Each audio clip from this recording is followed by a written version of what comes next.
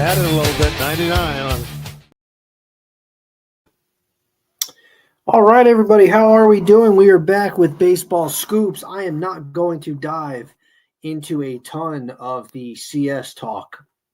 This is going to be a little quicker video, more of a topic-related video, because it's a topic that I think needs to be talked about. Real quick, I will give my thoughts on the CSs, but it's going to be brief. I think the Dodgers are going to go to the World Series. Obviously, they're up 3-0. It would be a New York Yankees 2004 collapse for the Brewers to get in. And to be quite frank, I don't think the Brewers are doing nearly enough. I've always been a Brewers believer. I think they've had depth across the board the entire year. They've always had somebody that's come through in big moments. Bryce Terang, Andrew Vaughn, Caleb Durbin. Just the guys on that roster to no end are always delivering, always doing well, producing. It just doesn't matter. That's a really good baseball team, and they fundamentally do things the right way. However, they are struggling. They are not hitting. They are not scoring runs. Credit to the Dodgers rotation. They are at the height of their powers. They are delivering on all fronts. There's really no stopping them. And this is everything the Dodgers envisioned. It just is what it is. You know, when they sign these guys, this is what they envisioned. A dominant rotation, not having to touch their bullpen. It's light years different from last year, where last year they hardly had a rotation. It was held up by paper glue and chopsticks. That's it. And they pitched more bullpen games last year than I can remember. And this year they are getting it done with their rotation, hardly having to touch the bullpen. The game the Brewers did get to their bullpen was game 3, and they did nothing with it. No earned runs against that bullpen. That's a shame. Jacob Mizorowski, shout out to you, kid. You did everything you could to put your team in position to win. It just is what it is. Same thing with Freddie Peralta. He pitched really well too. It just kind of came down to just not being able to score runs. It just is what it is. And it's just a shame. The Mariners, Blue Jays becoming a best of 3 is phenomenal for baseball. Great for these two fan bases. Toronto will be rocking for game 6. I can promise, whether it's elimination or series clincher. Be great if that goes 7, to be very honest with you. It's been a tale of blowouts. That's really what that boils down to. A bunch of blowouts. This is where the only close game was game 1. And after that, that was it. It was just been blowout after blowout after blowout. For the Blue Jays, it's you saw a bunch of guys who didn't have hits. Vladdy, Varsho, Barger. Count Jimenez in there, even though his bat has been horrendous this year. And then you get to Seattle, and they all pop off. Jimenez has his first career postseason home run, hit another one in game 4. It's crazy. He hit 7 all year, and he's got 2 home runs, all been crucial. He's driven in 4 runs. It's been great. But the Blue Jays are hitting, and that's a team where I view them just like the Brewers. They have a lot of depth. They've always had guys that can come through, and I'm kind of nervous for the Mariners because I feel like they found their mojo. That offense was dead weight. That offense was struggling. That offense couldn't get anything going. And credit to the Mariners pitching. They've been phenomenal, but fact of the matter is they weren't hitting, and they finally got their bats going in blowout fashion. So it's going to be really fun. Kevin Gausman pitches tonight. I believe Bryce Miller's going as well. So that should be really fun. Shohei Ohtani takes the mound. Don't know who's going for the Brewers. I can actually look real quick while we talk about it.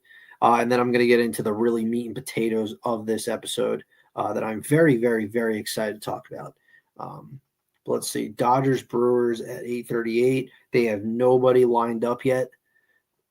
So I don't know. They haven't set their lineup. So should be interesting. Yeah, I mean, Dodgers are going to go back to the World Series. But anyways, today's topic, this is a topic video. This is not a long, drawn-out episode talking about the CSs. We were going to talk about the future of Tarik Skubal. The future of Tarik Skubal, whether it be Detroit, traded, whatever, we are going to get into it. John Heyman came out the report. Just going to lay the table for everybody, the dinner table here. Scott Boras is Tarik Skubal's agent. So John Heyman, being the Scott Boras guy, basically, that's how this all gets out, said that the Tigers and the Tarik Skubal camp are $250 million apart in contract. Okay. So other stuff I'm reading, this also goes back to last year where they gave him under $200 million. They offered it to him. He obviously declined it. $170 million was about the contract that Garrett Crochet just signed. Now, circumstances are different there because Crochet, really, that was his first true year as a starter. So, I mean, the Red Sox just did the smart thing. They just got out in front of it right away. And credit to them because given the year that Garrett Crochet just had, he had one of the best seasons from a starter that we've seen since Chris Sale first came to Boston. 2.59 ERA. The whip was really good. He led the league in innings, led the league in strikeouts. Garrett Crochet was as much of an ace as you could have asked for. And he may not win the Cy Young. I don't think he's going to win the Cy Young, but he's going to probably come in second. He's going to be the runner-up. And that's a hell of a first season for your first year as a starter. But the point is Tarik Skubal was offered that he said no. And I kind of get it. You want to bet on yourself a little bit. And then you saw what he did last year. Last year was insane. Now, before I get of kind of the rest of this episode, but it's like Tarik Skubal at one point, like he wasn't the Skubal that we've grown to know and love. Like he didn't come into the league and light it on fire. Like he didn't do that. It took time. I mean, there is precious time. Like you look at when he first came in the league in 2020, he only made 7 starts, 32 innings of work. The K per 9 was still pretty high, like his normal is, but he had a 5.63 ERA to go with a 5.75 FIP. That's not great. Then you go down to 2021, where he definitely saw his heaviest workload, 149.1 innings. ERA was at 4.34 with a 5.09 FIP. So things weren't exactly on the up and up. Then you get into the really good stuff. This is where we kind of started to see the Tarik Skubal that we know and love to a point, because 3.52 ERA is nothing to scoff at. That is pretty good. I think any team will take that. A 2.96 FIP, which is really good. Then you dive into 2023, 2024, and 2025. And this is where things really took a turn for the better. He became an elite command pitcher. Like his walks per 9 from 2023, 2024, 2025, 1.57 in 23, 1.64 last season, 1.52 this season. So he's progressively gotten better. His ERA has significantly gotten lower. He had a 2.80 ERA in 2023, but I want to dive into his because this is really what we're talking at this point. At this given rate, the way things are going, like this is why he's going to command. So if you look at last year, I can't remember when they actually offered the contract. Obviously, he declined, and rightfully so. He put together a career year. 31 starts. He went 192 innings, which is the highest of his career that year. K per 9, 10.69, great. 1.64 walks per 9. You love to see it. The ERA was a 2.39. It went from a 2.80 to a 2.39, which is great. You'll take a 2.49 FIP, 6 wins above replacement. You love to see it, but you get down to the strikeouts. You get down to that. 228 strikeouts. That was career best for him. I mean, he never had he only had above 150 just once in his career, and that was in 2021. Granted, the innings pitched and stuff was significantly less in 22 and 23. But he put forth a career year. 228 strikeouts to 35 walks. Only gave up 15 home runs. it was a career year, and he unanimously won the Cy Young. Unanimously. It wasn't even close. He just unanimously won the Cy Young. And he said no to that deal, and it's fine. Like, and credit to the Tigers. Like, they obviously rallied as a team. They rallied as a group. But that was a team that had a 0.2% chance to make the playoffs in August, according to Fangraphs, and they made the playoffs. They went on this absurd run. Tarik Skubal was amazing down the stretch, and they got in, and they got an upset. Like, he was really good in the playoffs. He was very good in those playoffs. Like, he did a phenomenal job in the postseason for the Tigers. I will pull up his postseason stats eventually, but it's like, you're thinking, like, what more can this guy do? Like, how much better can he get? Like, okay, so that was a career year. He managed to one up that career year with a better season somehow.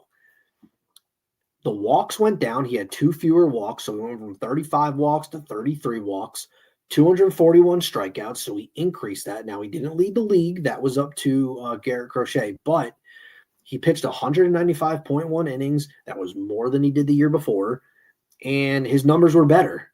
He had a 2.21 ERA, a 2.45 FIP, which is really, I mean, that's great. You love that. The K per 9 was 11.10. That's great. The walks per 9, 1.52. You love it. And wins above replacement, he earned over half a win more, so 6.6.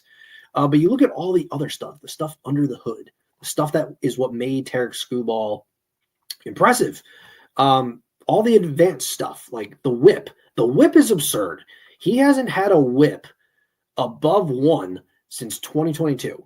And the whip has gone down significantly each year. He had the career lowest whip of 0.89, which is phenomenal. I mean, that's virtually no base traffic. He's allowing basically nobody on base on a per inning basis. The batting average against was the second lowest of his career at 199. You'll love to see that. His strikeout rate was the highest of his career with 32.2. And his walk rate, that was the lowest walk rate of his career at 4.4. It was phenomenal to see. You love it. You love to see it. I'm going to dive into some more of the StatCast things here in a minute. But I want to get to kind of like his batted ball stuff because let me see. I'm going to go to Savant. Savant is a much better way to pull all this up, and then I'm going to share the screen. But really, he's your bona fide ace. Like, he is your dynamite ace. I mean, they need him. They need him a ton because after those arms, it's really not a lot. Like, I don't know if Jack Flaherty's coming back. Yeah, Casey Mize is a really nice piece, but what are you going to get out of Reese Olson? Is Jackson Jobe? Like, what does he look like after Tommy John? Like, that stuff's great. But he's been phenomenal across the board, like better than your MLB rate.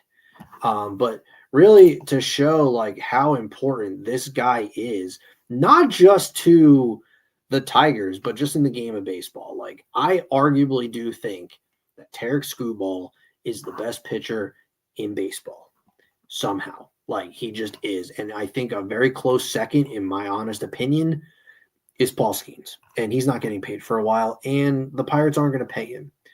But when you look at some of his metrics, like walk rate, top 3% of baseball.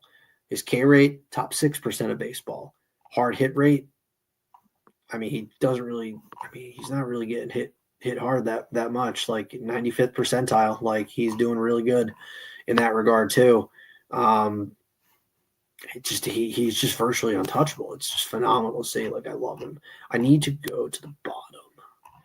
Oh, this is so much easier. Sometimes on my phone, I'm so much used to that. But you look at like the comparables, like from last season, like the batting average is down a little bit. Like, against, like, not bad. Like, you'll take that stuff.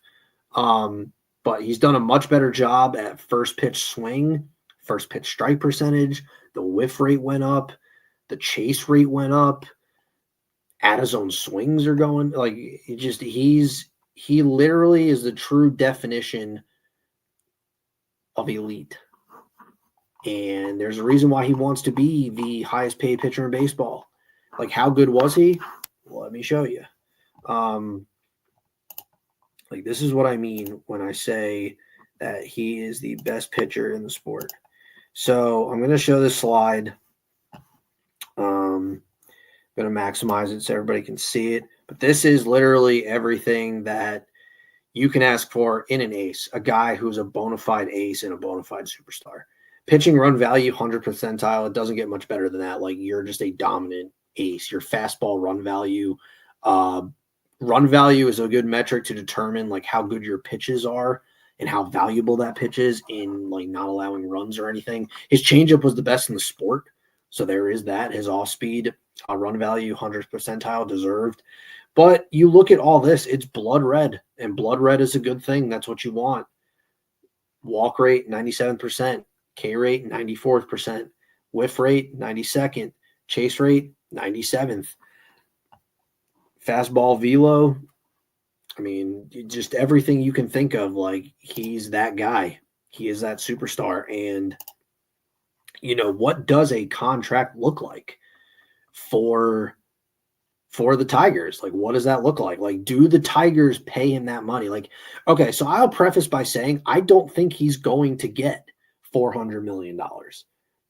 There's a world where he becomes the first $400 million paid pitcher. There is that world. There is that caveat. Like, there is. And I got to think he wants to stay in Detroit, but he also wants his due. I mean, he's 28 years old. I mean, he's developed into one of the best pitchers in baseball, yeah, easily over the last 3 seasons. I mean, and you got to imagine, like, it's not going to slow down. And something too, like, he's likely going to win his second straight Cy Young, like, easily. I'm looking something up because I think it's going to be important, because I think so. The last pitcher to win back-to-back Cy Youngs in the American League was Pedro Martinez in 1999 and 2000.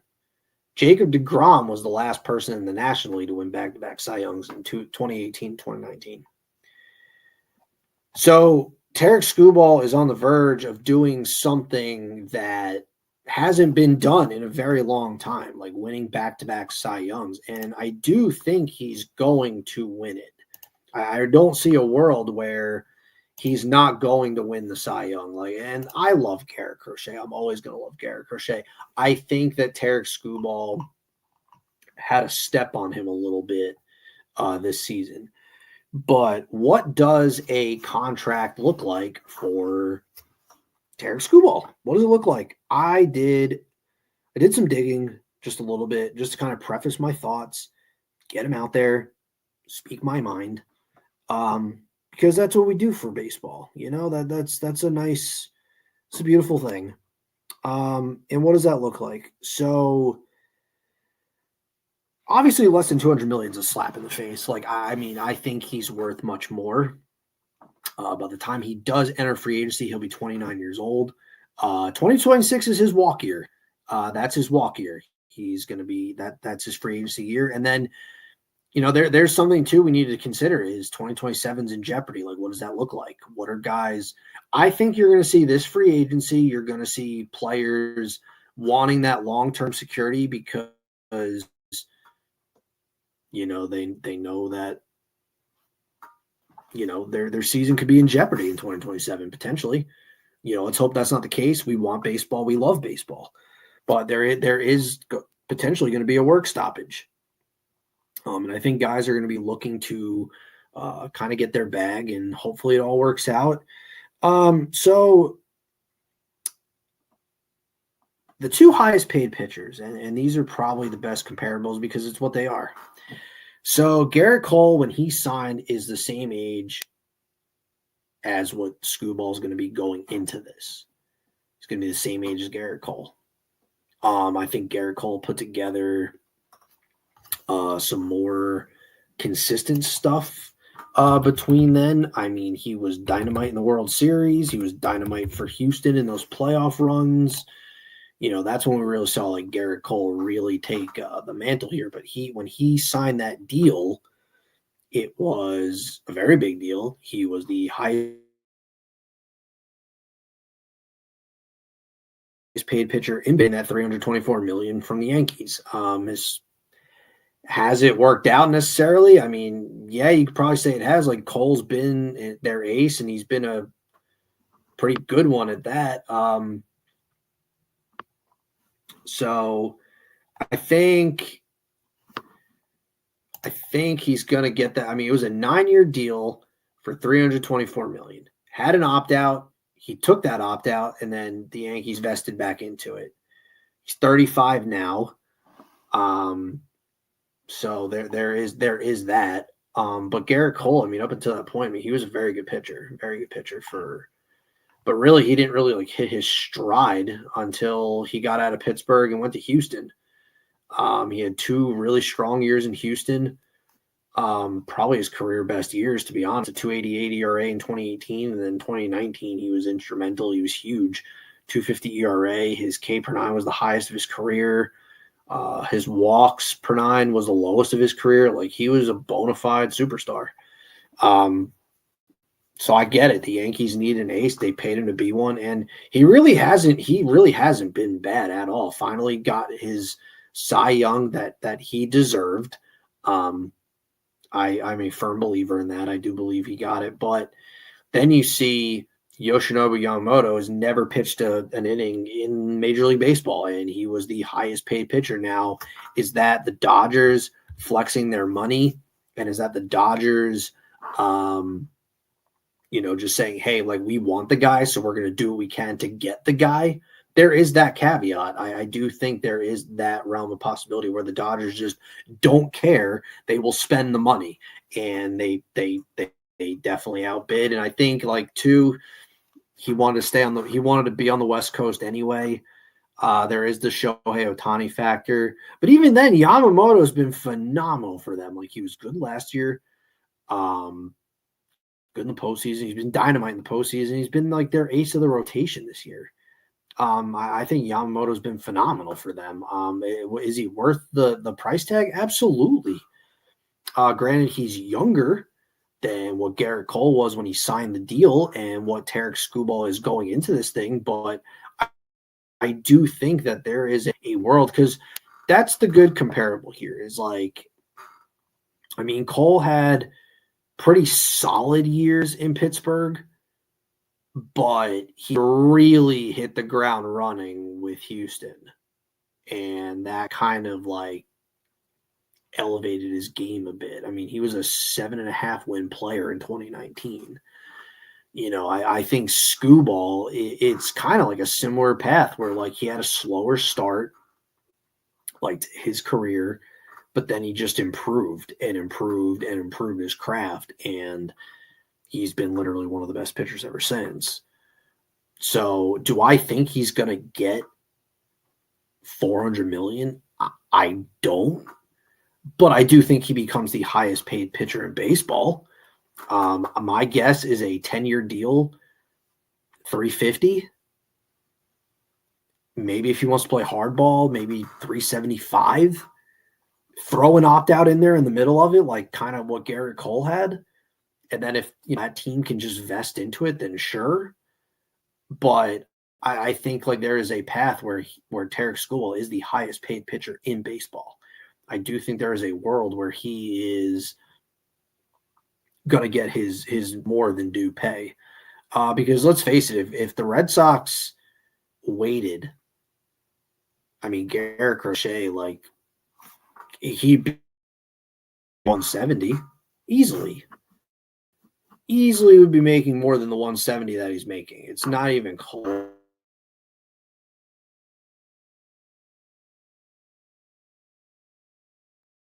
That's kind of like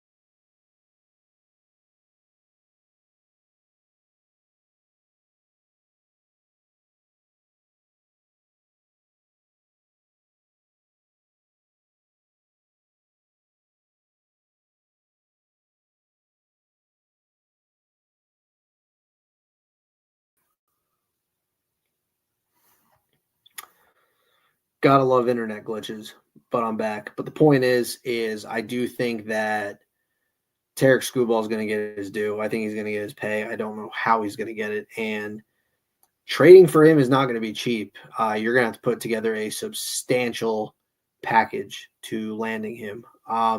It's just it is what it is. Like, I was listening to Chris Rose today on Baseball Today, and they obviously were talking about it. And he was talking about what team would be bold enough to not just make the move, but be able to pay him the price tag. And he threw out the Mets. And I can see it because Steve Cohen is aggressive. Steve Cohen is not afraid to spend money. And Steve Cohen has the prospect capital to making a move that is substantial like that.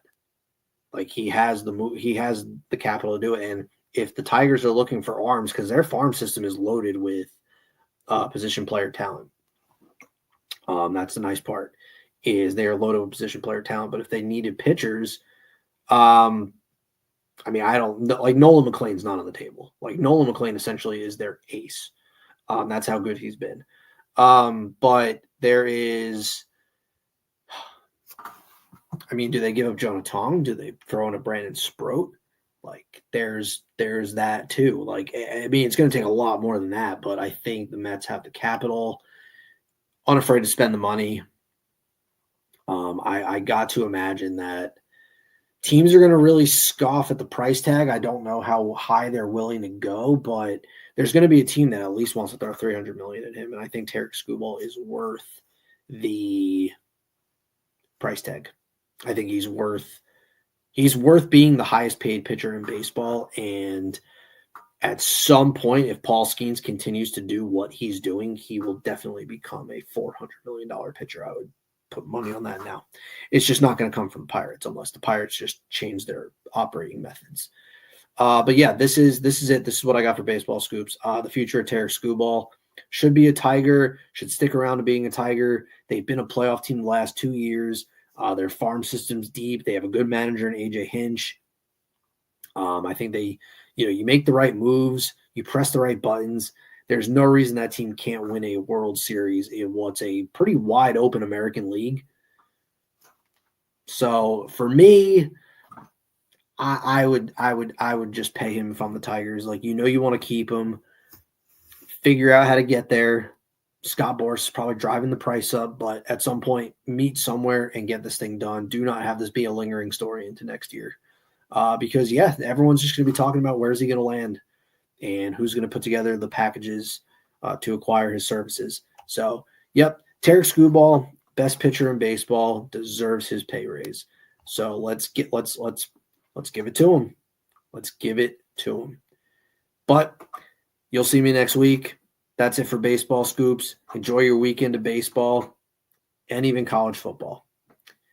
Without further ado, go baseball.